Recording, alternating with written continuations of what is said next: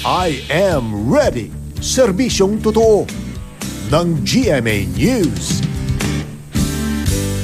Good morning mga kapuso. Magandang panahon po ang babati sa mga magdiriwang ng Dinagyang Festival dyan sa Iloilo ngayong darating na weekend.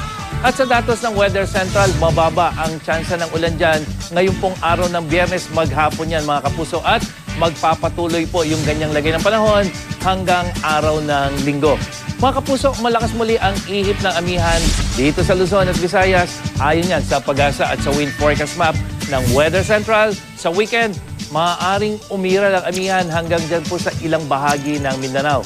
At sa atin namang temperature forecast map, yung pong nakikita nating mga may maliit na kulay blue, yan po yung posibleng pagbaba ng temperatura, lalong-lalo na dito sa may ilang bahagi ng Cordillera Region. At sa Baguio City, posibleng bumagsak ang temperatura roon sa pagitan ng 11 hanggang 12 degrees Celsius ngayong araw at sa weekend. Samantalang dyan sa La Trinidad, 12 to 13 degrees Celsius. Sa Bontoc Mountain Province, mas malamig, 9 to 10 degrees Celsius.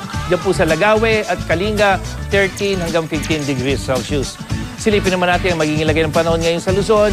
Asahan na po ang mas magandang lagay ng panahon pero may mahihinang pagulan, lalong-lalo na dito sa may eastern section. At dito sa Metro Manila, mababa pa rin po yung tsansa ng pagulan mula umaga hanggang sa gabi. At sa Visayas, asahan na rin po yung magandang lagay ng panahon pero mayroon pa rin mahihinang pagulan sa ibang lugar katulad yan sa may southern Leyte.